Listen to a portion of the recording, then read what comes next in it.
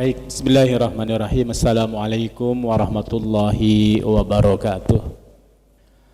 Alhamdulillahi rabbil alamin. Wabihi nasta'inu ala umurid dunya waddin. Asyhadu an la ilaha illallah wahdahu la syarikalah wa asyhadu anna Muhammadan abduhu wa rasuluh. Allahumma salli wa sallim wa barik ala nabiyyina Muhammadin wa ala alihi wa ala ashabihi wa ala junudihi wa man tabi'ahum bi ihsanin ila yaumiddin, amma ba'd. Yang saya hormati hadirin dan hadirat Bapak Ibu jamaah Majelis Ta'lim Al-Ghorobah Masjid As-Salam rahimakumullah. Puji serta syukur tidak henti-hentinya kita haturkan kehadirat Allah Subhanahu wa taala pada malam yang penuh berkah ini, pada malam yang penuh dengan kemuliaan ini. Kita masih diberikan kemudahan dan kesempatan untuk kembali kita hadir di majelis yang penuh keberkahan, masjid yang penuh dengan kemuliaan. Karena kebetulan pada hari ini kita sudah masuki hari Jumat, dan kita sudah tahu bersama bahwa hari Jumat ini adalah Sayyidul Ayyam, hari yang terbaik, dan kita juga insya Allah dipertemukan di tempat yang terbaik, di rumah Allah, dan insya Allah kita juga mudah-mudahan digolongkan oleh Allah bersama orang-orang baik pula. Salawat serta salam tak lupa mari kita haturkan kepada baginda Nabi besar Muhammad sallallahu alaihi wasallam, keluarganya, sahabat-sahabatnya, tabi'in-tabi'innya, serta kepada seluruh pengikut ajarannya hingga akhir zaman.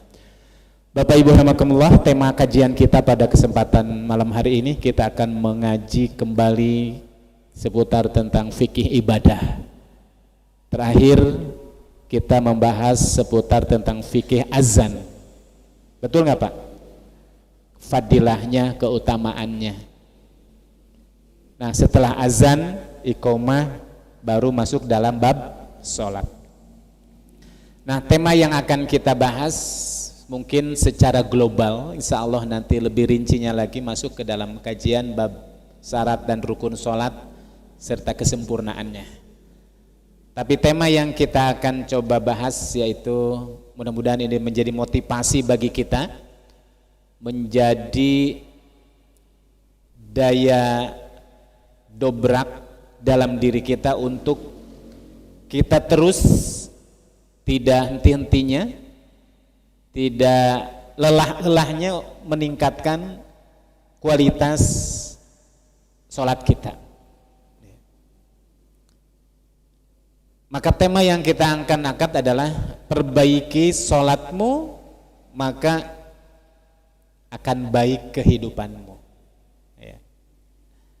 Jadi kalau Bapak Ibu semuanya ingin memulai hidup ini agar ada perbaikan, agar ada keberkahan, agar ada kesejahteraan, agar ada ketenangan dalam hidup, maka mulailah perbaiki sholat kita, gitu Bapak Ibu. Mulainya dari sholat. Kalau sholat kita sudah benar, sholat kita sudah sempurna,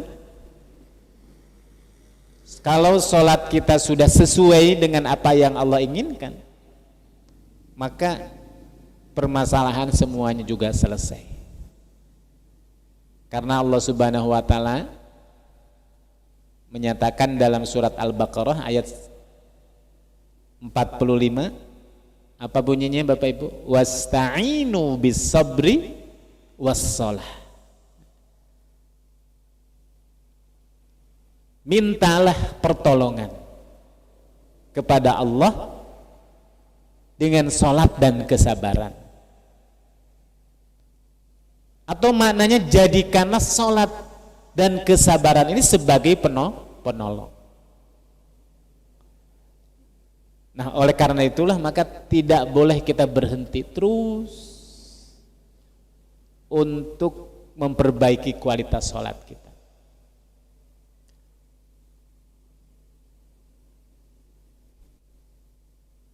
Nah, kenapa ini menjadi penting Bapak Ibu? Kita terus berusaha dan terus berusaha, gak boleh berhenti gitu. Belajar menyempurnakan ibadah sholat kita. Karena secara sederhana, klaster atau tingkatan orang sholat itu ada 4 tingkatan Bapak Ibu. Ya. Ada 4 level. Apa yang 4 ini? Kalau boleh saya sederhanakan, tingkatan yang pertama orang yang sholat itu adalah sholat dia, tapi dianggap sholatnya itu tidak sholat sama sekali. Dengan kata lain, dia sudah sholat, tapi dianggap sholatnya batal, dianggap belum menunaikan sholat. Nah, ini level pertama, tingkatan yang pertama. Nah, jangan sampai kita berada di tingkatan yang pertama ini Bapak Ibu, karena dianggap sholat kita belum ditunaikan. Memang ada.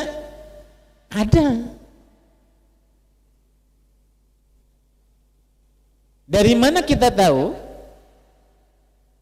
Suatu ketika dalam sebuah hadis riwayat Abu Hurairah, dia menceritakan anna Rasulullah sallallahu alaihi wasallam, sesungguhnya Rasulullah sallallahu alaihi wasallam suatu ketika dakhalal masjid. Jadi Nabi masuk masjid. Fadakhala rajulun fasalla, maka tiba-tiba ada seseorang yang mengikuti Nabi dan masuk pula ke masjid itu. Fasalla, kemudian dia sholat. Summa jaa, kemudian setelah dia sholat menghampiri Nabi, datang menemui Nabi, fasallama ala Nabi, kemudian mengucapkan salam. Assalamu alaika ya Rasulullah. Keselamatan buat engkau wahai Rasulullah. Faqala, maka Nabi kemudian menjawab, irji fasalli fa innaka lam tusalli. Engkau ulangi, engkau kembali lagi ke tempat semula engkau tadi sholat, dan engkau sholat lagi, fa innaka lam tusalli, karena engkau belum sholat. Nah, ini dalilnya Bapak Ibu. Akhirnya kemudian sahabat itu mundur, faraja'a ar-rajulu, dia kembali ke tempat semula, fasalla kama kana shalla, maka sholatlah dia seperti dia sholat pertama kali itu. Dan setelah itu summa jaa, kemudian dia datang kepada Rasulullah, fasallama ala Nabi, mengucapkan salam kepada Nabi. Nah, di ucapan salam yang kedua ini Nabi pun menjawab wa alaikassalam. Jadi kalau salam yang pertama Nabi enggak jawab, salam yang kedua baru Nabi jawab. Wa alaikassalam. Tapi setelah Nabi menjawab wa alaikassalam, Nabi berkata lagi, irji fasalli fa innaka lam tusalli. Salatlah engkau karena engkau belum salat. Jadi berapa kali itu Pak? 1 kali, disuruh ngulangi lagi 2 kali. Setelah 2 kali kemudian disuruh diulangi lagi sampai 3 kali. Setelah 3 kali datang kepada Rasulullah, Rasulullah mengatakan, irji fa innaka lam tusalli, engkau belum salat. Tiba-tiba seorang sahabat yang disuruh untuk ngulangi salat sampai 3 kali itu dia berkata, walladzi ba'atsaka bil haqqi ma ahsana ghairuhu fa'allimni. Rasul, demi Allah yang telah mengutusmu dengan al-haq, dengan membawa kebenaran, aku tidak bisa lagi mengerjakan sholat yang terbaik, yang lebih baik menurutku. Tadi yang aku lakukan itu, yang 3 kali itu menurutku itu udah baik, udah sempurna, udah benar. Tapi engkau ya Rasulullah mengatakan irji, ulangi lagi, fa'allimni, ajarkanlah kepadaku ya Rasulullah. Jadi sahabat tuh minta diajari sholat. Cuma yang jadi pertanyaan, ini sholat yang 3 kali dia belajarnya dari mana gitu kan. Berarti dia belum bertemu Nabi, Pak. Maksudnya belum langsung melihat dan mendengar dari Nabi bagaimana sholat. Dia minta diajari kepada Nabi. Faqala Rasulullah sallallahu alaihi wasallam, maka Rasul berkata, "Idza qumta ila sholati, apabila kamu hendak sholat, fakabbir, takbir." Maksudnya ini sudah wudu, Pak. Udah wudu, udah sempurna, udah selesai, takbir. Kenapa takbir? Karena sholat itu mulainya dengan takbir. Yang rukun itu takbir. Summa qra' ma tayassara ma'aka minal Qur'an. Baca setelah itu apa yang kau anggap mudah, apa yang kau hafal dari ayat-ayat Al-Qur'an. Summa rka' hatta tatma'inna raki'an. Kemudian setelah baca Al-Fatihah, baca sebagian ayat Al-Qur'an, ruku sampai rukunya tatma'inna.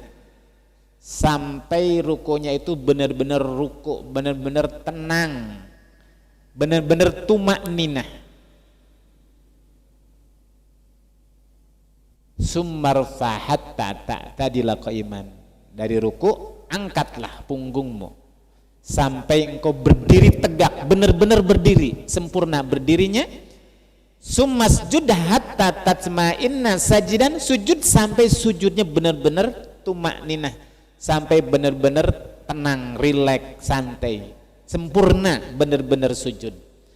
Summarfa hatta tatma'inna jalisan. Kemudian angkatlah punggungmu sampai engkau berdiri, benar-benar berdiri dengan tumakninah. Summa fa'al zalika fi sholatika kulliha. Setelah ini engkau lakukan dalam semua sholatmu, caranya seperti ini gitu. Nah, di sini ada kata-kata tatsma'inna itu diulangi sampai berapa kali? Rukunya harus tumakninah, sujudnya harus tumakninah, duduknya harus tumakninah. Rupanya penguatannya, kata kuncinya ada di tumakninahnya. Jadi sholat itu harus tumakninah. Mungkin karena kita nggak menyaksikan ini sahabat sholatnya seperti apa, Bapak Ibu. Sampai disuruh untuk sholat 3 kali. Bisa jadi yang hilang dari sahabat ini sholatnya tidak tumakninah. Seperti itu. Makanya nanti akan kita bahas nanti dalam bab rincian tentang rukun dan syarat sholat. Salah satu diantaranya para ulama selalu mengaitkan tumakninah. Tumakninah itu diambil dari kata itma'nana yatma'ninun tumakninatan. Artinya secara bahasa itu tenang, Bapak. Tenang, itu tumakninah. Kebalikan dari tenang apa, Pak? Buru-buru, gerasa gerusu. Santai, rileks, tenang.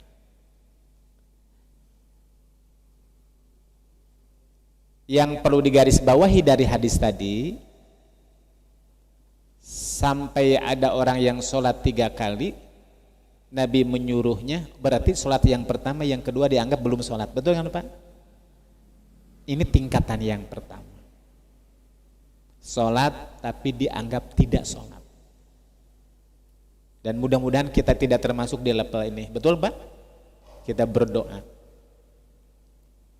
Itu hadis apa? Muttafaqun alaih.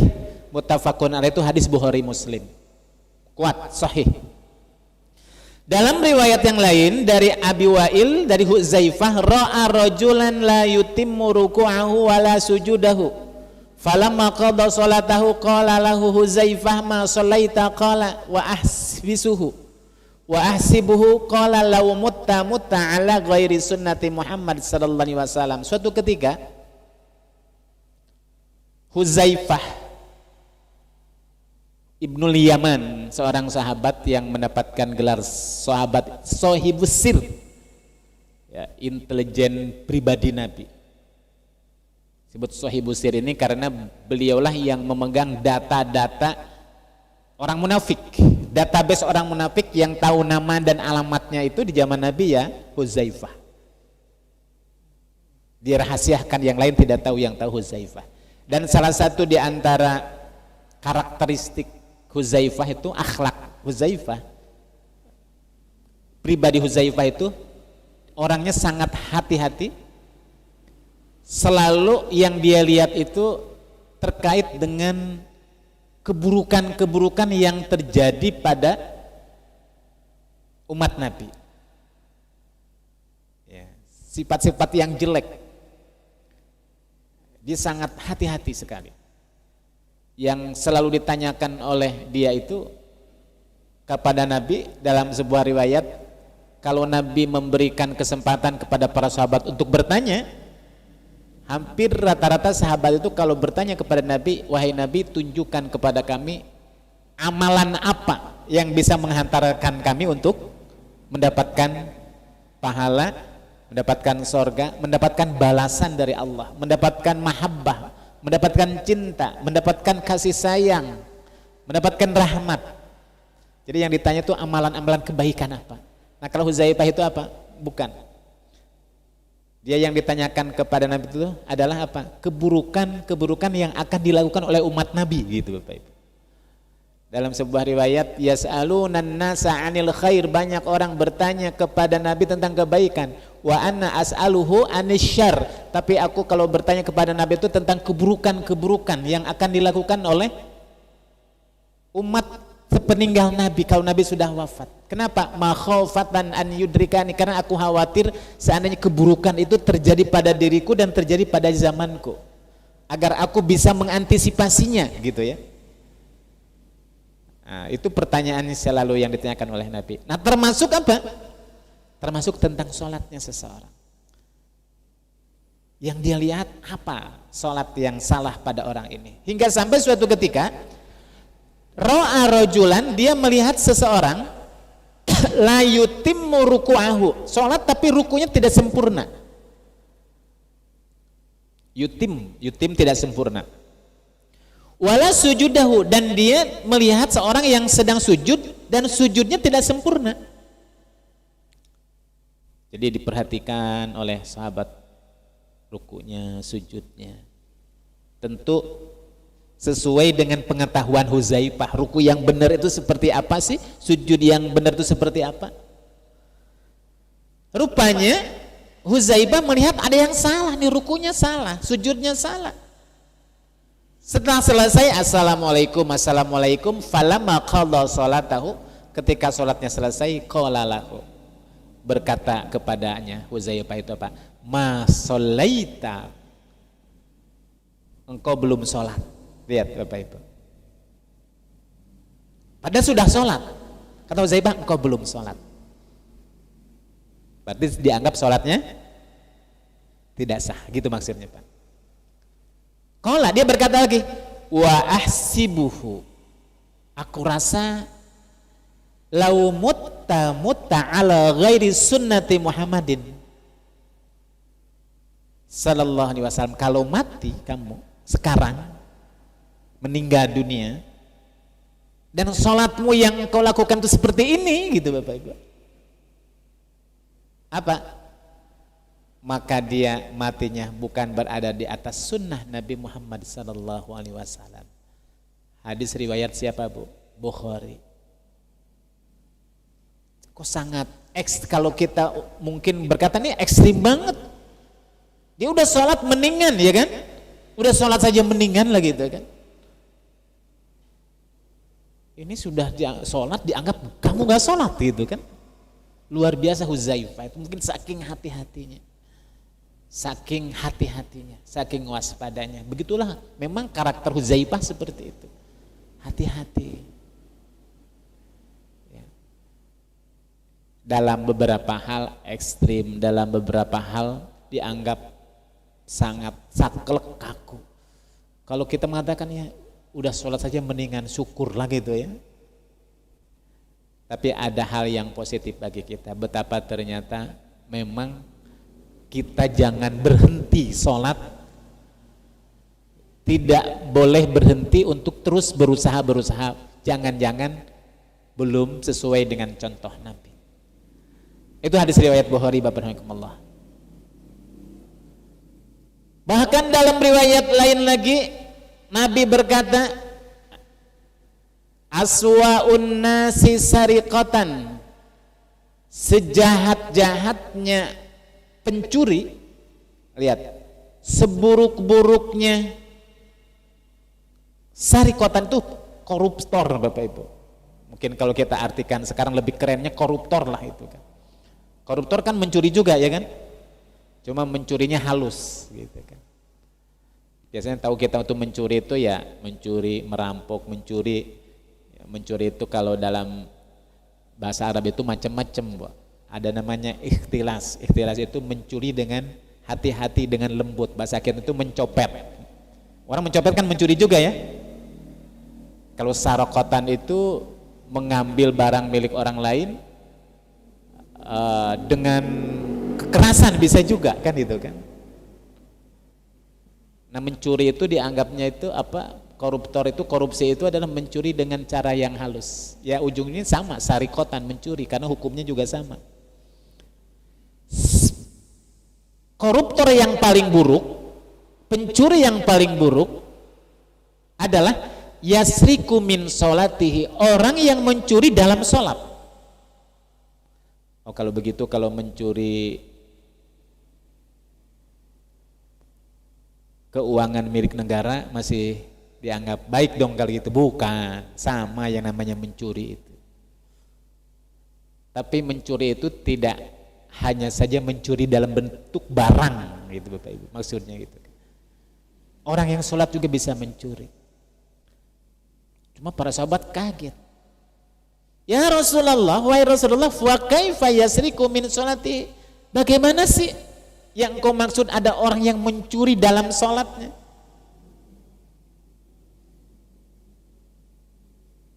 Qala, Nabi menjawab, yang dimaksud seorang mencuri dalam sholat bukan dia itu mencuri uang, bukan mencuri barang, itu juga nggak boleh. Tapi yang dimaksud adalah la yutimmu ruku'aha wala sujudaha, orang yang sholat tapi sholatnya tidak sempurna ruku dan sujudnya, itu dianggap dia itu pencuri Bapak Ibu ya. Nah hadis-hadis ini memang kalau kita baca, kita telusuri, kayaknya kok Islam itu susah banget gitu Bapak Ibu ya. Susah banget sih sholat saja kan itu kan, seperti apa sih? Ya bukan, maksudnya kalau ada orang yang baru belajar sholat, preman baru bertobat sholat, yang sholatnya belum sempurna, ya kita syukuri, betul nggak Pak?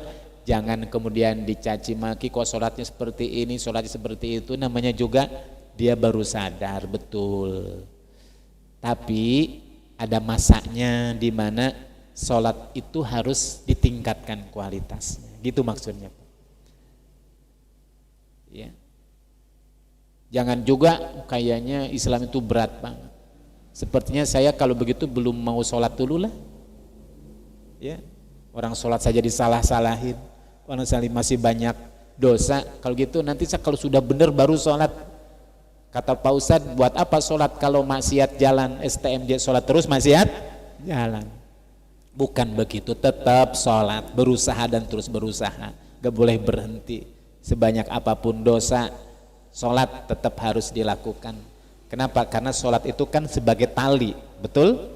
Kata Allah itu sebagai penyambung tali. Nah kalau sudah talinya benar-benar putus, kita tinggalkan, nah bagaimana kita sudah gak punya pegangan sama sekali?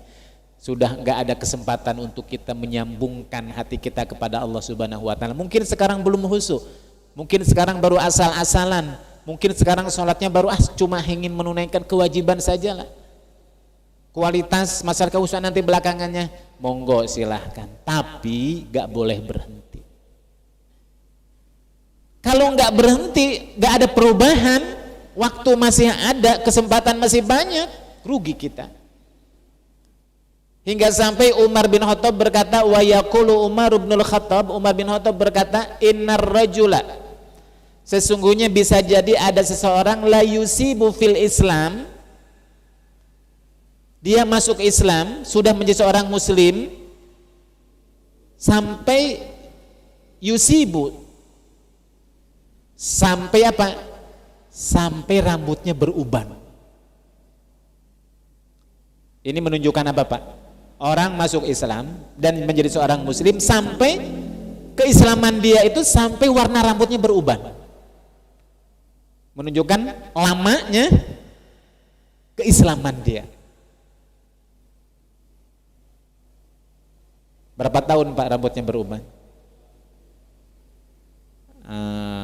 Ya kalau rambut beruban sekarang relatif, saya sudah beruban kan itu. Walaupun belum 50 sudah beruban. Ya tapi kan cukup lama juga kita sudah menjadi seorang muslim, sudah 50 tahun.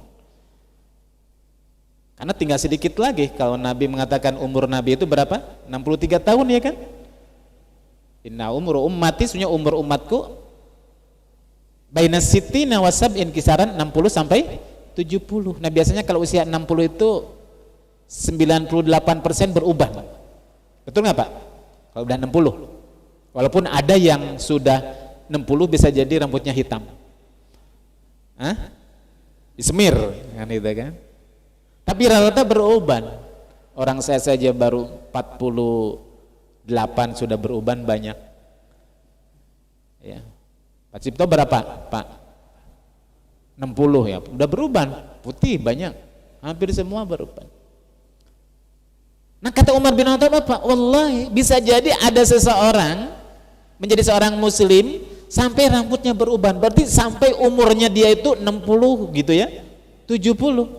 Tapi sampai usianya 60-70 sampai rambutnya beruban, walam yukmil lillahi raq'atan wahidah, dia dianggap belum menyempurnakan sholatnya satu rakaat pun, rakaatan wahidah. Padahal dia sudah sholat sekian puluh tahun dia sholat. Gila. Para sahabat bertanya, kaifa ya Amirul Mukminin? Bagaimana mungkin wahai Amirul Mukminin ada orang yang sholat sudah 60-70 tapi dia dianggap belum melaksanakan satu rakaat pun? Kenapa wahai Amirul Mukminin? Sederhana kata Amirul Mukminin itu, la yutimmu ruku'aha walu sujudaha. Ruku dan sujudnya tidak sempurna. Ruku dan sujud Bapak Ibu. Sederhana ruku dan sujud. Ini sholatnya seperti apa ya, gitu kan? Wallahu a'lam bishawab.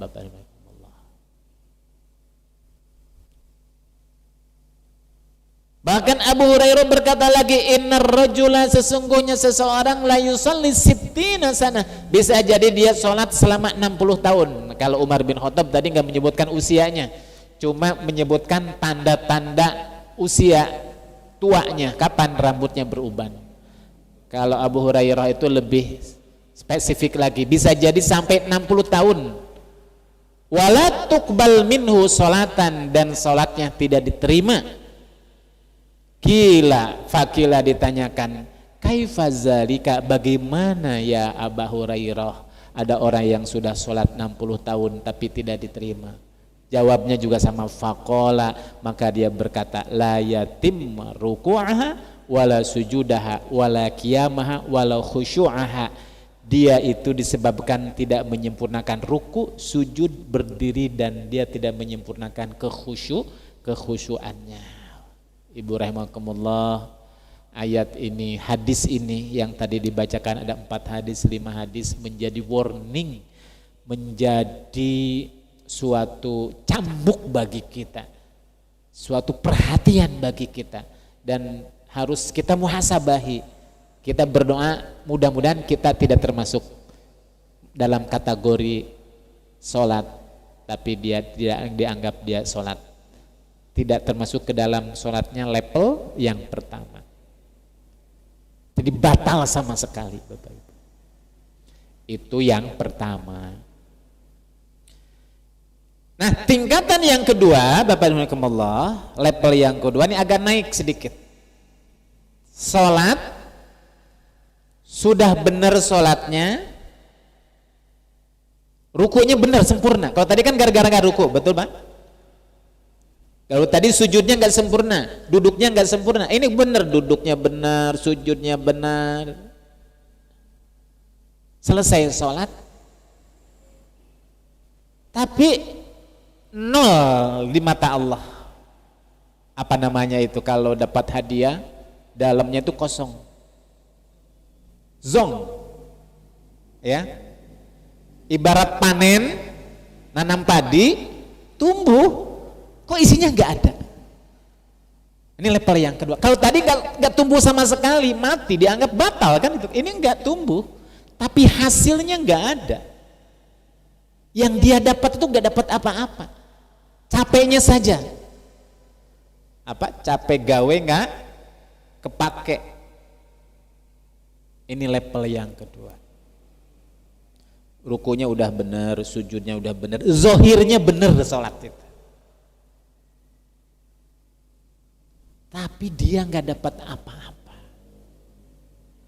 Dapat apa-apa. Siapa mereka? Inilah yang seperti diungkapkan oleh Imam Al-Ghazali. Innar rajula, sesungguhnya bisa jadi ada seseorang layas judas sajdata, dia sujud salat maksudnya, yadunnu annahu taqarraba biha ilallah, dalam hatinya saya sudah mendekatkan diri kepada Allah. Tapi kata Imam Al-Ghazali, wallahi demi Allah, lawzi'a dzanbu hadhihi sajdah, kalau seandainya dibagikan dosa orang yang sujud ini kepada penduduk suatu negeri, lahalaku, maka akan binasalah. Ditanya Imam Al-Ghazali, kaifa dzalika, bagaimana itu bisa terjadi padahal dia sujud, dia ruku. Faqala, maka dia menjawab, yasjudu bi ra'sihi baina yaday maulahu, dia sujud di hadapan Allah Subhanahu wa taala, tetapi dalam waktu yang bersamaan wa huwa munsyagilun billahwi wal ma'asi, tapi dia dalam waktu yang bersamaan waktunya dia habis dan banyak waktunya disibukkan dengan allahwi wal ma'asi, yaitu dengan apa? Dengan melakukan allahwi, hidupnya diisi dengan permainan-permainan yang tidak punya nilai di mata Allah, wal ma'asi, dan dia melakukan apa? Kemaksiatan, dosa, wasyahawat, dan waktunya hidupnya habis untuk memenuhi syahwatnya, memenuhi segala hajat keinginannya, nafsunya, padahal itu bertentangan dengan syariat. Dengan bahasa lain, orang yang STMJ, sholat terus maksiat jalan. Ini tingkatan yang kedua. Sholat udah menunaikan, tapi kenapa nggak dapat hasil di mata Allah Subhanahu wa ta'ala? Dan ini bukan hanya dalam sholat, ibadah level yang kedua ini juga berlaku dalam ibadah lain. Puasa juga sama, haji, umroh juga sama. Kata Nabi, kalau orang berpuasa, kam min so'imin laisa min siyamihi ilal juwal, atau betapa banyak orang yang menunaikan ibadah puasa, dia gak mendapatkan apapun kecuali haus dan lapar saja. Haus karena apa? Gak minum puasa. Lapar karena gak makan di siang hari, kecuali nanti ketika matahari terbenam. Tapi ketika diaudit, dibuka, gimana sih menurut Allah sholatmu itu? Ternyata 0, 0, kosong. Syukur kalau mendapatkan 2, 3, 4, 5, 10, 20, 30, ini 0. Ini tingkat yang kedua. Dalam riwayat yang lain, Ibnu Abbas berkata, laisa laka min sholatika illa ma akilta minha, tidak ada bagian buatmu, jadi tidak mendapatkan bagian dari Allah dari sholatmu, illa ma akilta minha, kecuali sholat yang kita lakukan di saat kita sholat itu kita sadar, kita paham, kita ngeh, kita fokus.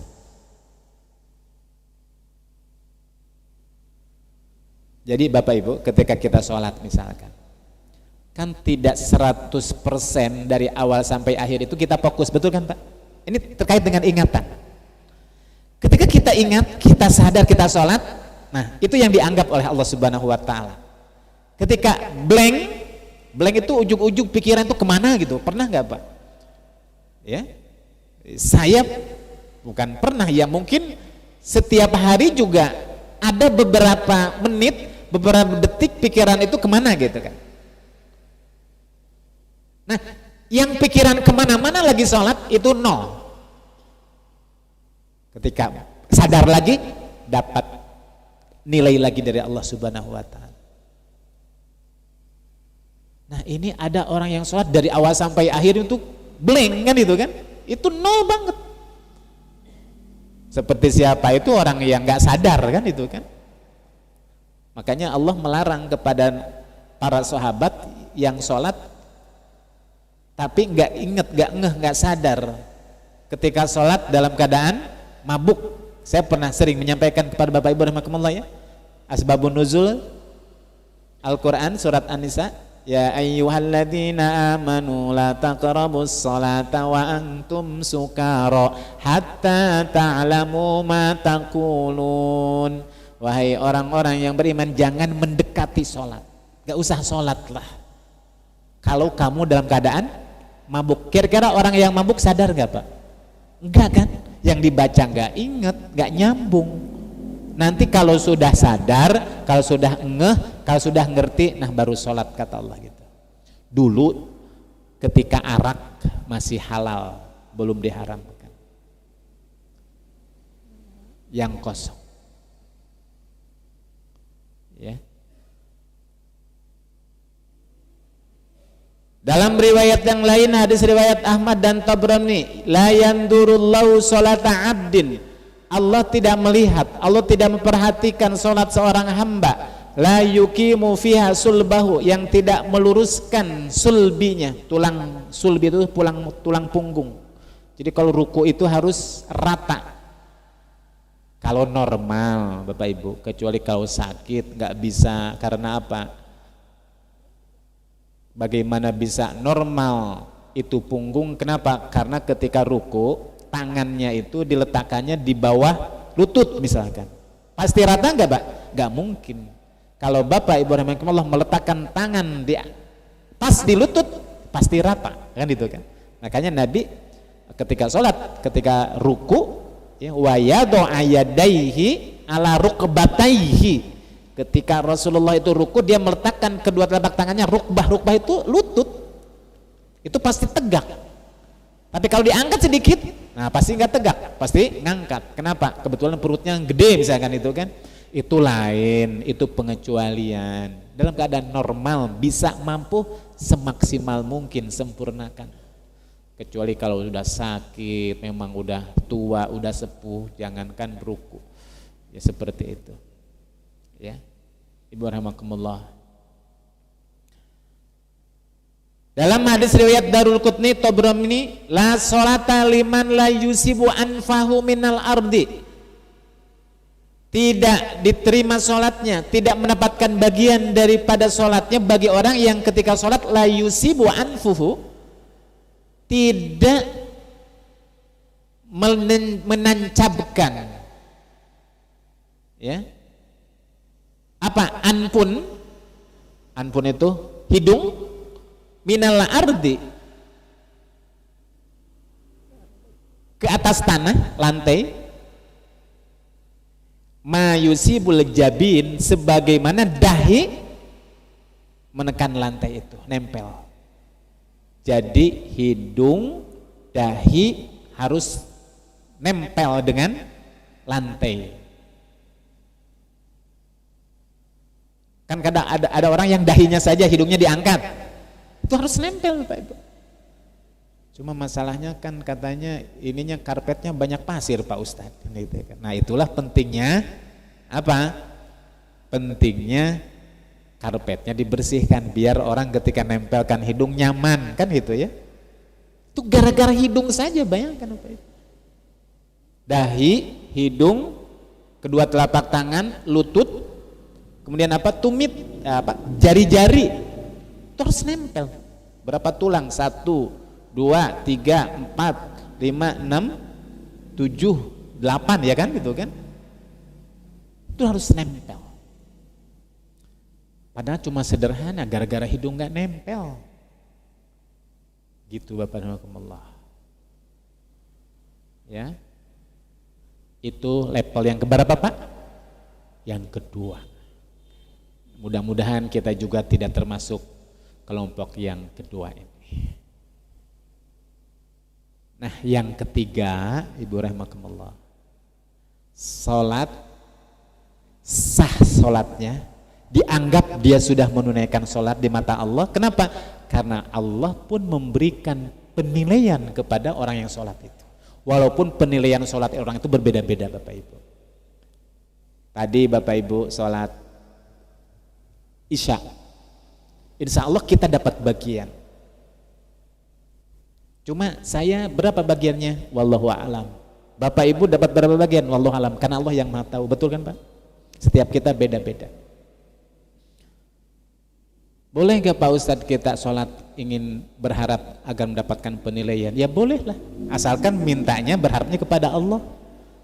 Dan itu juga termasuk bagian daripada ikhlas juga. Kenapa? Ya karena Allah juga selalu memotivasi kita beramal itu. Barang siapa yang sholat berjamaah, sholatul jamaati afdalu min sholatil fadhi, lebih baik, lebih banyak pahalanya daripada sholat sendiri. Berapa katanya? 27 derajat, kan itu kan semangat kita. Saya dapat 27 derajat. Boleh, boleh. Itu termasuk ikhlas juga. Sudah kita bahas dalam kitab Al-Hikam. Cuma ini tingkatan ikhlas orang awam. Maksudnya apa? Tingkatan keumuman kita gitu kan. Itu ikhlas. Nah, kita tingkatkan lagi. Ada tingkatan yang kedua. Orang sholat itu dia tidak mengharapkan dan meminta kepada Allah itu kemaslahatan duniawi. Yang dia minta itu adalah apa? Kenikmatan nanti di akhirat saja. Minta rahmat dari Allah, minta cinta dari Allah, ujung-ujungnya kita minta kepada Allah agar kita dimasukkan ke dalam surganya. Itu ikhlas. Boleh, boleh. Gak termasuk syirik. Karena Allah sendiri yang memotivasi kita untuk beramal, mengharap surga. Betul nggak Pak? Asalkan mintanya sama Allah. Kalau mintanya sama selain Allah itu yang gak boleh. Mengharap pujian, mengharap pengakuan. Gitu. Nah kemudian nanti kita tingkatkan lagi.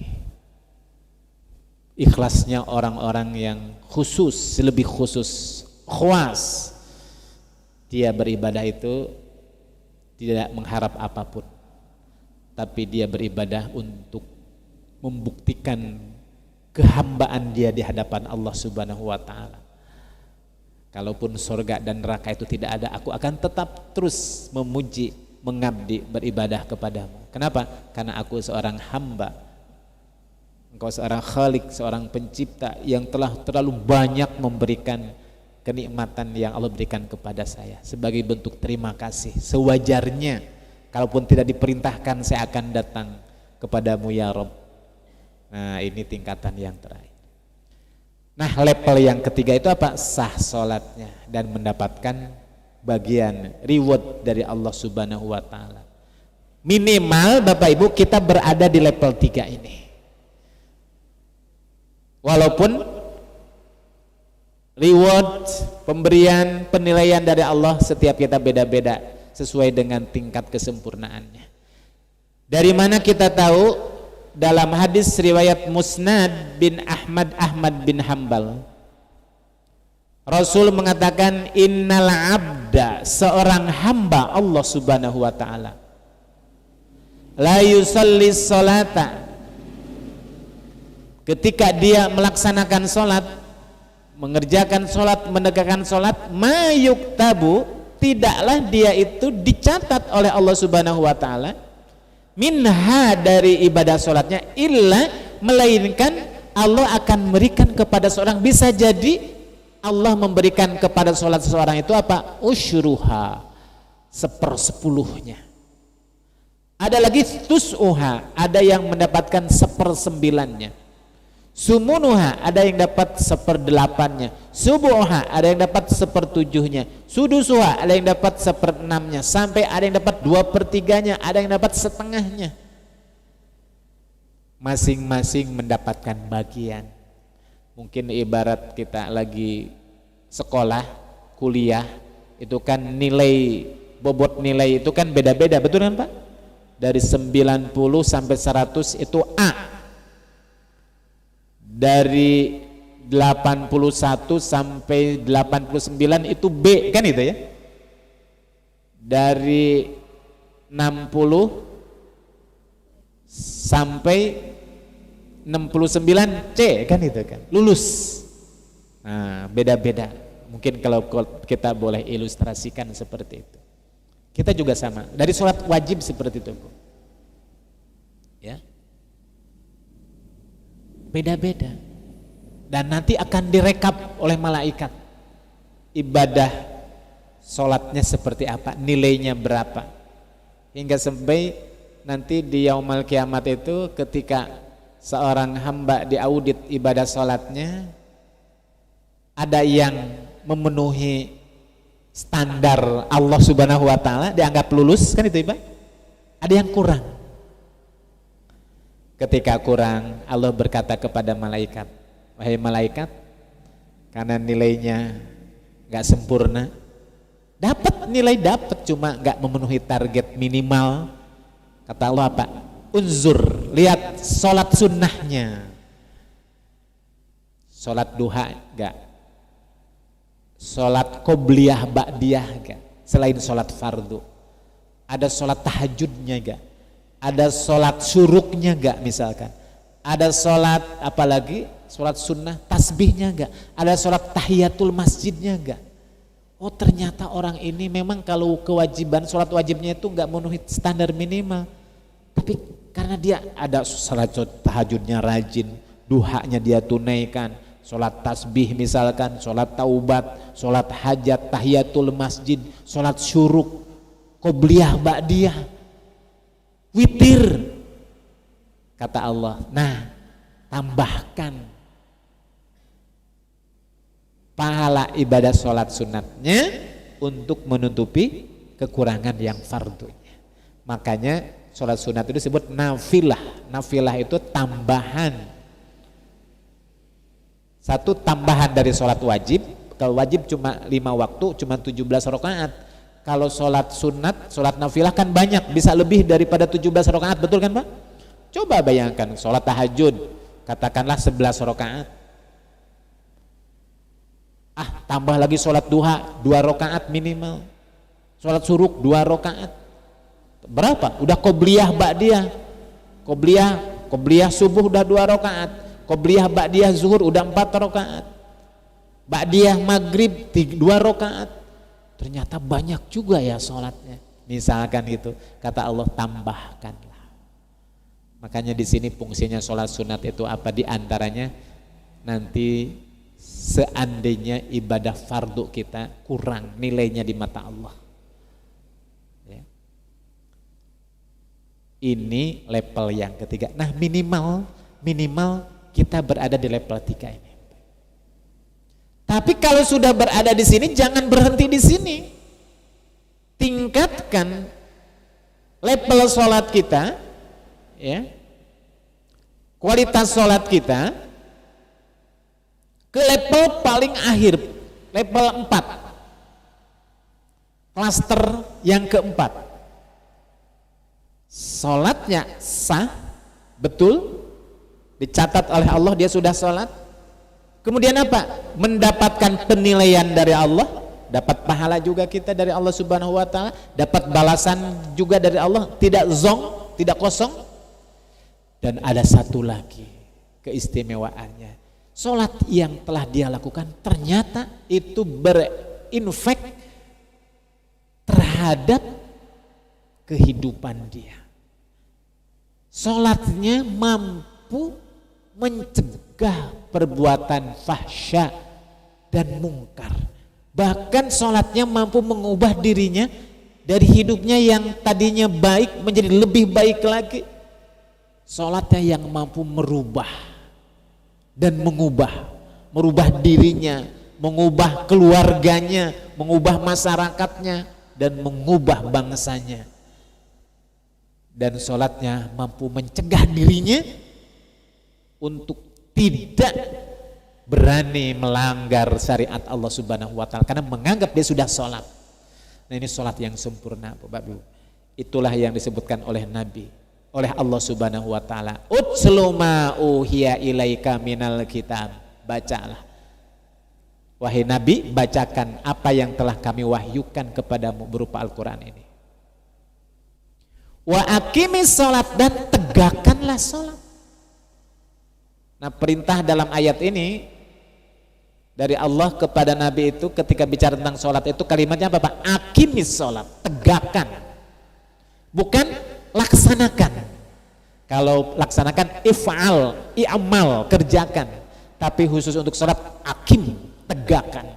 Para ulama menafsirkan makna iqomah, menegakkan sholat itu melaksanakan sholat dengan menyempurnakan syarat dan rukunnya serta menjauhi makruh-makruhnya, menyempurnakan sunnah-sunnahnya, dan yang lebih penting lagi sholatnya mampu mencegah dirinya untuk berbuat fahsya dan mungkar.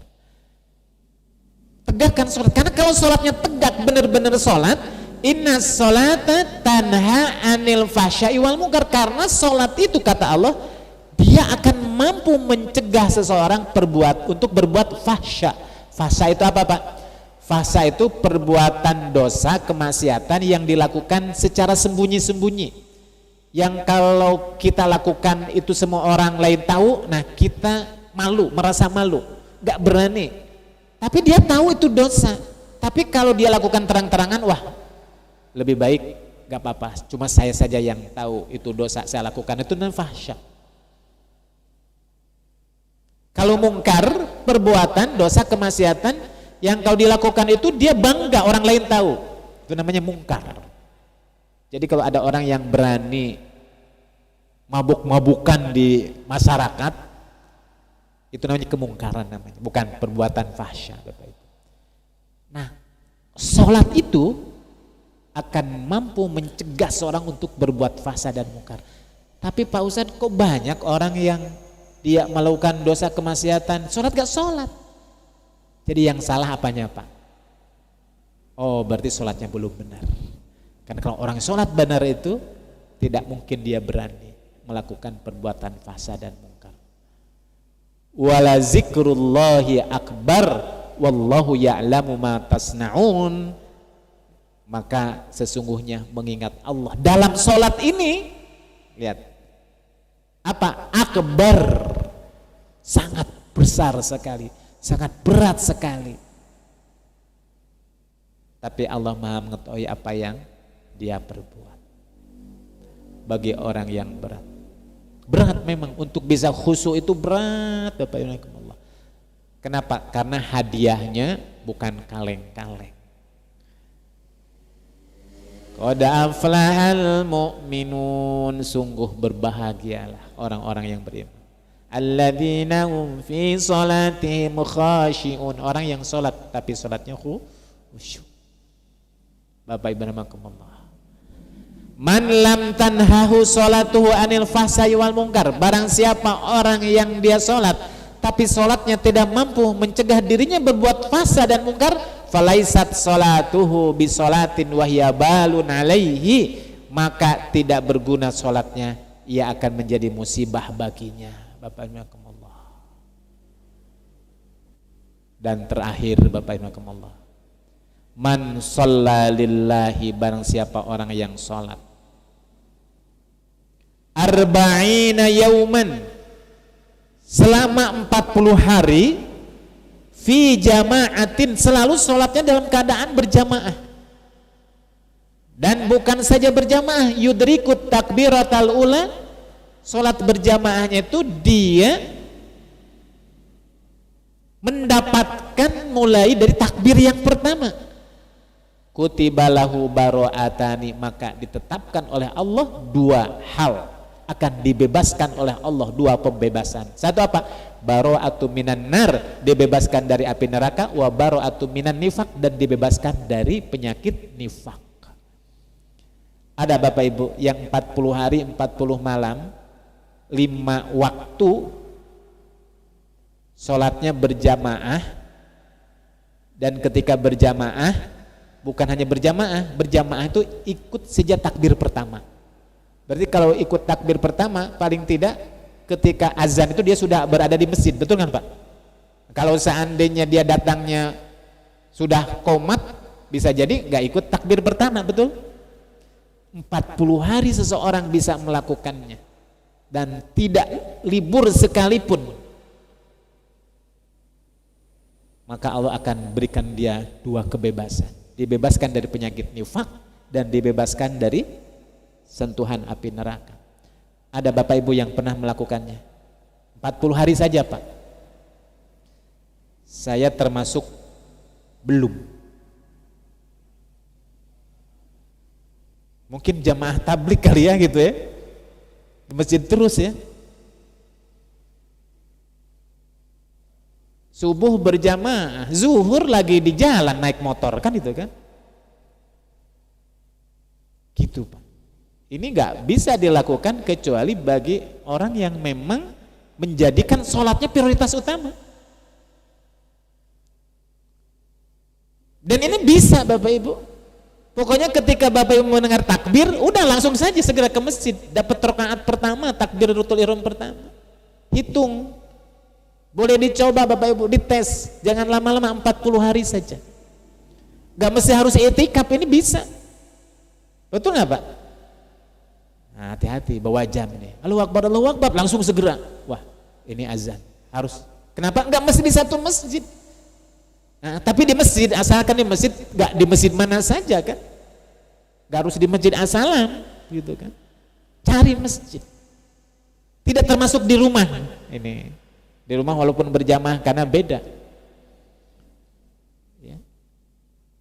Kutibalahu bara'atan. Saya jujur belum bisa melakukan. Kadang lagi di motor, ya. Kadang lagi pas ngajar, ya. Kadang lagi di mana? Di mall, gitu kan. Kadang lagi belanja. Dan orang tidak mungkin melakukannya kecuali bagi mereka yang sudah yakin bahwa sebenarnya solusi masalah apapun itu ada pada sholat. Tidak mungkin bisa dilakukan oleh seseorang kecuali sudah menjadikan sholatnya sebagai sebuah prioritas utama di antara semua urusan yang lain. Ketika Allah memanggil Allahu Akbar, tinggalkan.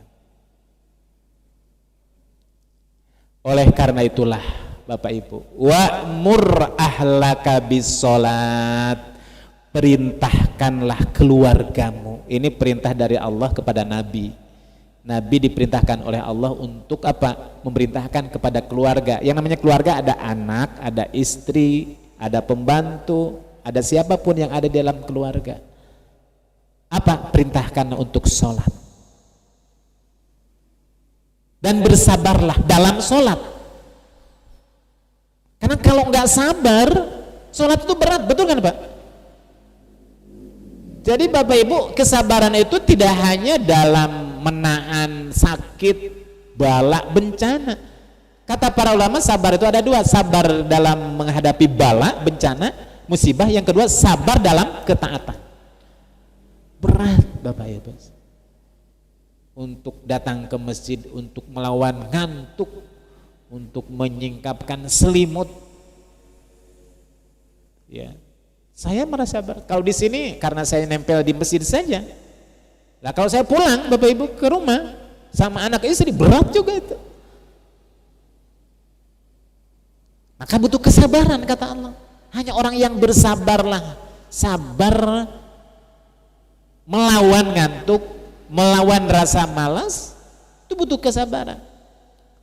Ketika orang sudah melakukannya Bapak Ibu dengan sukarela, dengan penuh kesabaran, dan sholat sudah menjadi prioritas utama, Kalau masalah rezeki, lihat Bapak Ibu, masalah permasalahan hidup, kata Allah apa? La nas'aluka rizqan, kami ini tidak pernah meminta kepadamu rizki.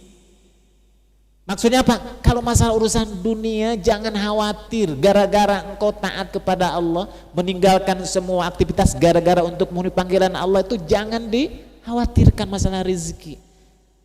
Apa? Nahnu narzukuka, kalau masalah urusan rezeki itu kami kewajiban memberikan rezeki.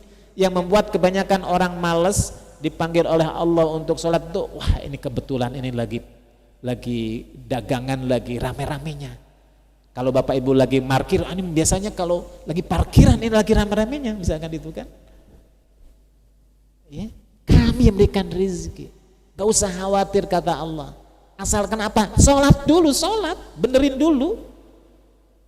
Makanya tadi judulnya perbaiki sholatmu maka akan baik kehidupan. Yakin Bapak-Bapak. Karena dalam sholat apa? Al-falah, ada kemenangan, ada kebahagiaan. Kalau kita ingin memperbaiki hidup, dari mana mulai bingung, perbaiki mulai dari perbaikan sholatmu. Ini kata Allah, perintahkan. Dan jangan merasa kasihan anak saya masih kecil Pak Ustadz. Lebih kasihan lagi bagaimana lebih baik anak menangis dibawa ke masjid daripada nanti engkau menangis karena anak misalkan apa, minum narkoba, kan itu kan. Daripada anak jadi pembegal, lebih baik nangis nggak tega, mengajak, membiasakan anak untuk datang ke masjid. Wa'mur, diperintahkan usia berapa? 7 tahun. Muru auladakum bis sholati wahum sab'us sinin. Perintahkan sejak 7 tahun, karena kalau sejak kecil sudah tidak diperintahkan, sudah gak dilatih, berat nanti ketika sudah besar. Mengajak, melatih anak yang sudah dewasa itu berat, susah Bapak Ibu. Kita punya pengalaman pribadi-pribadi ketika kita mendidik anak kalau sudah besar, maka sejak kecil 7 tahun gak mau juga, fadribuhum, pukul kata Nabi. Ketika apa? Ashrus ini 10 tahun. Kan kalau 10 tahun ini udah mendekati balik gini. Sebentar lagi akan bagi akil balik. Nah kalau seandainya 10 tahun belum biasa juga, ketika nanti sudah pas akil balik berat lagi, maka harus lebih tegas lagi. Orang tua itu harus mendidiknya. Bahasanya apa? Pukul. Maksudnya di sini bukan harus kemudian dipukul, benar-benar dipukul. Ini nanti jadi kekerasan terhadap apa? Anak, nanti akan dipidanakan sama komisi anti kekerasan kan gitu kan ya, komisi perlindungan anak ya. Maksudnya apa? Diberikan ketegasan ya. Dipukul juga kalau dipukul yang tidak bukan karena untuk melukai, dipukul untuk mendidik. Dulu orang tua itu biasa memukul anaknya, betul nggak Bu? Dulu biasa dan gak dianggap pidana, karena gak mungkin sampai melukai, karena dia itu tujuannya mendidik. Saya masih ingat ketika usia ya belum SD itu udah biasa dipukul sampai apa namanya, sapu lidi patah-patah gitu kan. Seperti itu dulu dilakukan. Gitu Bapak Ibu. Nah, kalau masalah rezeki apa? Nahnu narzukuka, kami yang memberikan rezeki kepadamu, jangan khawatir. Wal akibatu littaqwa, dan akibat kebaikan itu hanyalah bagi orang-orang yang bertakwa. Ya. Ketika kamu sudah merespon panggilan Allah dengan segera, dengan cepat, maka Allah pun akan cepat merespon keinginan. Gitu. Bapak Ibu Allah, ya. Bapak Ibu Allah. Nah, ini level yang keempat, level yang terakhir. Mudah-mudahan kita nanti lambat laun terus kita tingkatkan kualitas sholat kita hingga sampai level yang keempat itu. Nah, bagaimana caranya? Apa kiat-kiatnya? Seperti apa gambaran kekhusyuan seorang ketika sholat menurut para ulama? Insya Allah kita nanti akan lanjutkan, kita akan sambung lagi di kesempatan yang akan datang. Ya, kita bicara tentang level orang sholat terlebih dahulu. Mudah-mudahan ini menjadi motivasi dan menjadi trigger bagi kita untuk kita berusaha meningkatkan kualitas sholat kita. Jangan pernah berhenti, jangan pernah merasa sudah sempurna, jangan pernah merasa kita sudah khusyuk. Kan sudah dibahas dalam apa-apa? Hikam di pertemuan sebelumnya. Barang siapa orang yang sudah merasa cukup, ridho, sudah sempurna, sudah selesai, maka itu pertanda bahwa dia adalah kejahilan. Ya, seperti itu. Kita terus harus merasa kita belum sempurna, masih kurang, masih lengah, masih belum khusyuk. Seperti itulah Bapak Ibu, agar kita terus meningkatkan kualitas sholat kita. Bapak Ibu, saya rasa ini saja yang saya bisa sampaikan di malam hari ini. Insya Allah kita lanjutkan di kesempatan yang akan datang. Ya, mudah-mudahan nanti berikutnya bisa ditampilkan layarnya, disiapkan sebelum-sebelumnya sehingga ada yang bisa dilihat dan dicatat. Ya, kalau ada tampilannya, tapi pada malam hari ini memang ada sedikit kendala. Baik, itu saja yang saya bisa sampaikan, yang benar dari Allah dan Rasulnya, yang salah dari kehilapan saya pribadi. Wallahul muwaffiq ila aqwamit thoriq. Wassalamualaikum warahmatullahi wabarakatuh.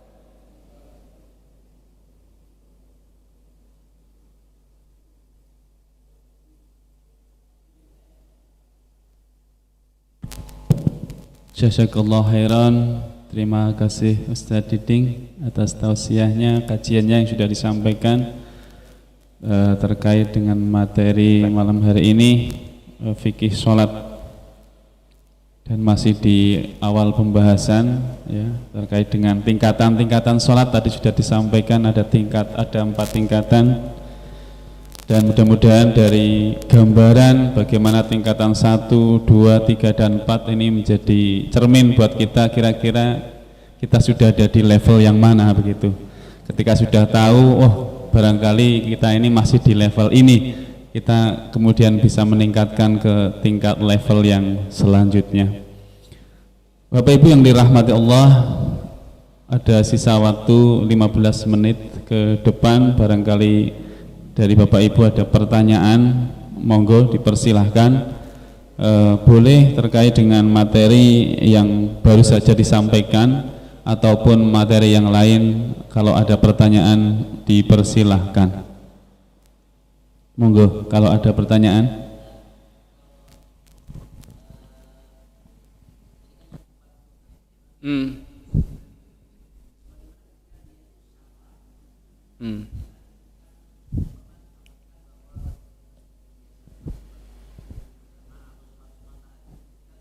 Iya.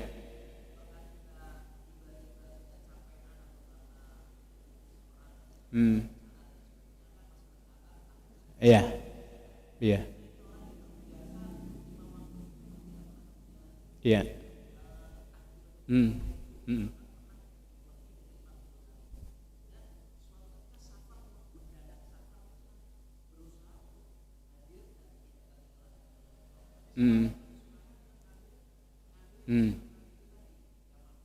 Iya.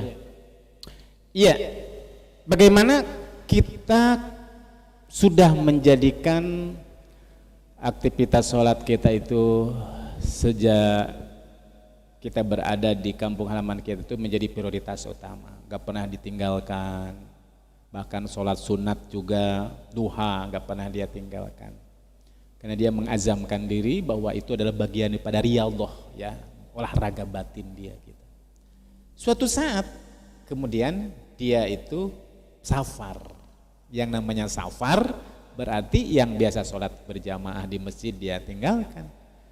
Ketika dia baca Quran di waktu tertentu dia tinggalkan karena safarnya itu misalkan. Ketika dia duha dia tinggalkan. Maka Bapak Ibu, khusus bagi mereka yang dia itu safar, dia meninggalkan karena uzur, maka Allah memberikan sebuah rukhsah dan mencatat bagi dia bahwa dia itu tetap mendapatkan pahala dari ibadah yang dilakukan dan itu menjadi rutinitas. Itu makanya pahala fadilah orang safar kan diantaranya itu, Pak. Apa? Amalan kebaikannya itu tidak terputus dengan safarnya. Syaratnya apa? Syaratnya memang ketika dia mukim, dia sudah menjadi agenda rutinitas. Gitu Bapak Ibu. Kita nanti bahas dalam fikih safar. Ya. Tapi kalau seandainya lagi mukim juga emang duha juga jarang atau enggak melakukannya, baca Quran juga tidak kemudian dengan safar itu otomatis dia dapat pahala baca Quran, dapat pahala duha. Enggak. Kenapa? Karena memang dia tidak membiasakannya gitu kan. Jadi sesuatu yang memang dia lakukan di waktu mukim, fadilah keutamaan yang dia lakukan ketika dia mukim, ketika kemudian dia pergi, kemudian dia tinggalkan karena uzur, maka kata Nabi apa? Idza tahaddasa 'abdin bi khairin, apabila seorang hamba dia meniatkan dia untuk melakukan sesuatu kebaikan dalam hatinya, maka apa? Kutibalahu mislama ya'mal, Allah memberikan dia, menetapkan dia kebaikan, pahala seperti dia lakukan, wa illam ya'mal, walaupun dia akhirnya kemudian tidak melakukan, li uzrin, karena uzur. Ya, karena uzur seperti itu. Jadi tetap dapat pahala. Asalkan tadi itu sudah menjadi kebiasaan rutinitas.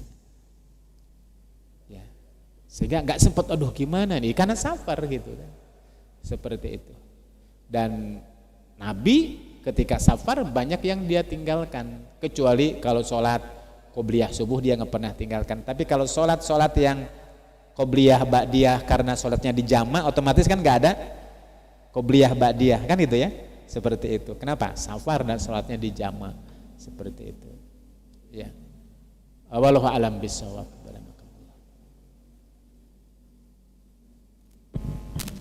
Monggo, masih ada? Ya. Waalaikumsalam warahmatullahi wabarakatuh.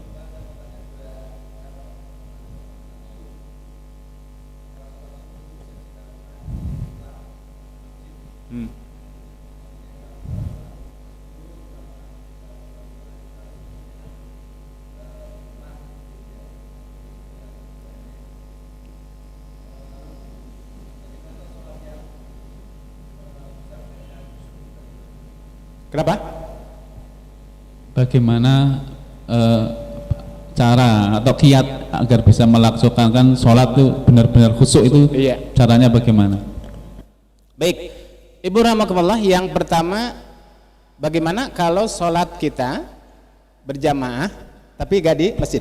Sholat syuruk, sholat yang pagi itu duha itu loh, itu tapi dilakukannya tidak di masjid, itu boleh apa enggak?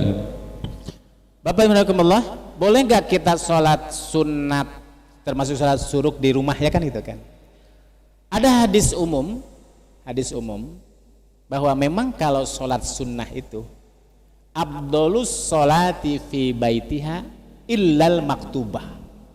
Sholat sunat itu yang lebih afdol, yang lebih utama adalah apa? Di rumahnya.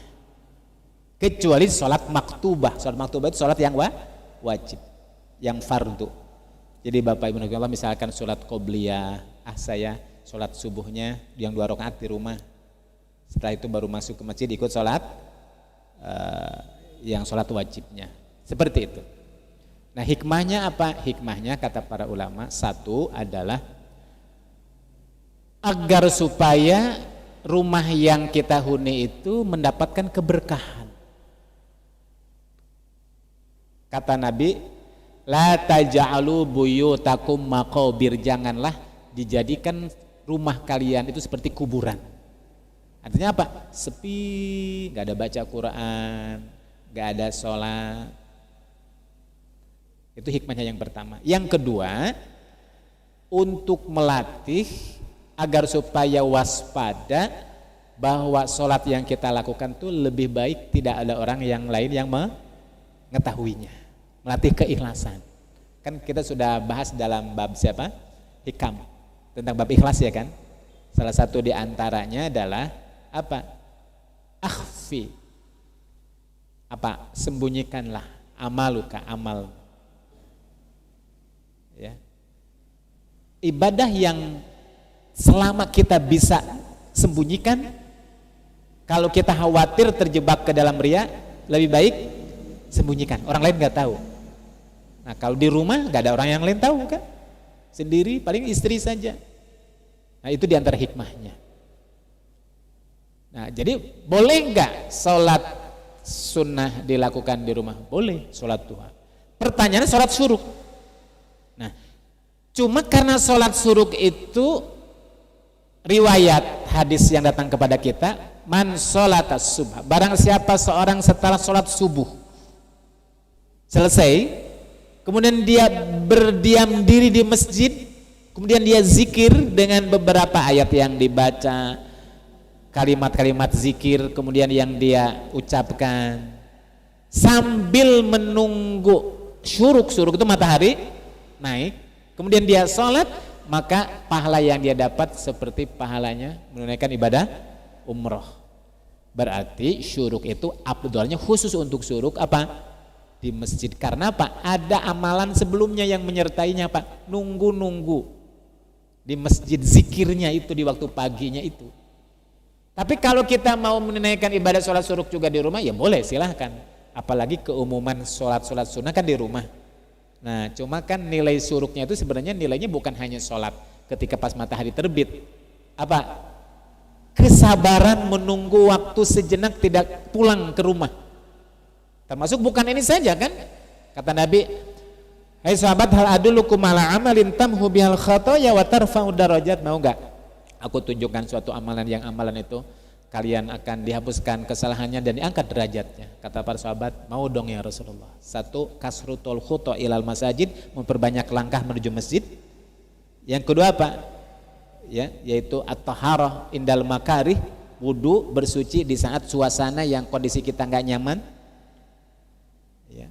Yang ketiga intizarus sholati ba'das sholat, diamnya seseorang di masjid setelah waktu sholat yang pertama sampai datangnya waktu sholat berikutnya. Kata Nabi, at-ribat itu derajatnya sama dengan ar-ribat pahalanya. Ar-ribat itu seorang melek tidak tidur semalaman meronda untuk mempertahankan benteng musuh dalam peperangan yang risikonya itu nyawa, kan itu kan. Nah ya kurang sempurna lah gitu kan. Ya nggak apa-apa, baca dulu, dizikir dulu, tidur sebentar, tiduran. Kan sahabat juga pernah tiduran dari maghrib sampai isya nggak kemana-mana, nunggu waktu sholat isya. Nabi ada tamu ngobrol di pintu sampai para sahabat tertidur di masjid sampai kepalanya mangguk-mangguk kan gitu kan.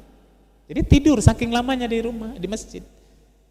Ya, itu lebih utama karena nilai kebaikan di masjid itu ternyata itikafnya itu, berdiam dirinya gitu kan, di masjidnya tuh berdiam diri, di masjid nunggunya itu, sabar kan, butuh sabar. Ya, diam di masjid kan nggak nyaman, ngapain? Tapi tadi Bapak, itikafnya itu, ya kan, asalkan harus diniatkan nawaitul iktikaf, ya, lillahi ta'ala gitu. Jadi seperti itu Pak, khusus syuruk ya. Nah, tapi kalau sholat yang lain, duha, sholat qobliyah, ba'diyah, afdolnya itu di rumah. Dan Nabi selalu di rumah. Nabi itu sholat malam itu di rumah kebanyakannya, walaupun pernah di masjid juga. Sholat qobliyah, ba'diyah juga Rasulullah itu di rumahnya, walaupun pernah juga Rasulullah sholat ba'diyahnya juga di masjid. Seperti ba'diyah zuhur, apalagi yang ba'diyahnya itu ba'diyah rata-rata kan itu kan. Nabi pernah suatu ketika habis sholat asar, kemudian dia sholat. Padahal kata Nabi, la sholat al-ba'dal asri hatta tagruba syams, gak ada sholat, gak boleh sholat setelah asar itu kecuali sampai matahari terbenam. Suatu ketika habis asar Nabi sholat, para sahabat kaget, ya Rasulullah sholat apa engkau tadi ya Rasulullah? Kata Rasulullah, oh tadi itu habis sholat asar itu sholat setelah zuhur tadi kan biasanya aku sholat ba'diyah kan, tapi karena ada tamu datang minta solusi, ngobrol, saking asiknya ngobrol karena ada sesuatu yang penting mungkin, tiba-tiba waktu sholat asar tiba. Berarti Nabi tidak sholat sunnah ba'diyah zuhur kan gitu kan. Nah habis asar Nabi sholat. Nah sholat itu sholat kodok. Sholat ba'diyah zuhur diganti setelah asar Bapak Ibu. Pernah gak Bapak Ibu mengkodok sholat sunat rawatib? Jadi itu diperbolehkan. Nabi itu saking ada sesuatu yang kurang mungkin ya. Kalau bagi kita kan itu kan sunnah itu dilakukan dapat pahala, ditinggalkan nggak apa-apa kan gitu kan. Bagi Nabi itu nggak bedanya gitu kan. Orang pernah sholat, para sahabat pernah sholat tahajud di waktu siang hari setelah subuh, bayangkan Allah. Nanti akan kita dapat. Ketika ditanya sholat apa? Sholat tahajud di malam hari. Kenapa? Karena sudah menjadi rutinitas, pas ketika dia tinggalkan ada sesuatu yang hilang. Nah, kita jangan habis sholat subuh jam 8 sholat 11 rakaat misalkan. Sholat apa? Tahajud. Biasa tahajud? Enggak. Nah, itu bukan qadha namanya. Orang enggak biasa juga sholat tahajud kan itu kan. Itu enggak mungkin dipindahin ke waktu siang gitu. Tapi begitulah Nabi. Begitulah para sahabat. Ya. Nah, terus bagaimana tips kiat untuk khusyuk? Nah, pembahasannya di pekan depan. Karena panjang ini, karena ada beberapa pembahasan. Itu pembahasan pekan depan itu tips kiat langkah-langkah sholat khusyuk kan itu kan. Itu Bapak Ibu. Jadi kalau diberitahukan sekarang kan biar penasaran. Biar pekan depan hadir lagi. Gitu ya. Ya. Taib itu. Iya. Jadi jawabannya sudah jelas Pak Wagiman. Untuk sholat syuruk tadi afdolnya di masjid dilakukan setelah sholat subuh, nunggu waktu syuruk kemudian panjenengan melakukannya, tapi boleh juga di rumah. Kemudian untuk pertanyaan yang kedua, jawabannya tunggu sesi pertemuan kajian minggu depan. Saya rasa sudah cukup, waktu sudah jam 9. Jadi kalau masih ada pertanyaan mohon disimpan dulu. Insya Allah di pekan yang akan datang masih terkait dengan materi yang pada hari ini disampaikan, atau masih menyambung materi pada hari ini, masih terkait dengan fikih sholat. Mudah-mudahan dari apa yang Ustadz sampaikan kita bisa mengambil hikmah, manfaat, menambah pengetahuan kita dalam ibadah, dan terlebih lagi bisa kita amalkan. Untuk tim kebersihan pada malam hari ini, tim 4, Pak Wagiman, Pak Hasan, Pak Udin, Pak Darmawan, Pak Hanif, kemudian Pak Sumaryono, tim tambahan yang baru memperkuat timnya Pak Wagiman. Yang sudah kelihatan hadir ada 3 orang, mudah-mudahan bisa memberikan yang terbaik untuk membersihkan masjid kita. Terima kasih sebelumnya. Mari kita tutup majelis kita malam hari ini dengan doa kafaratul majlis. Subhanakallahumma wa bihamdika asyhadu an la ilaha illa anta astaghfiruka wa atubu ilaik. Wassalamualaikum warahmatullahi wabarakatuh.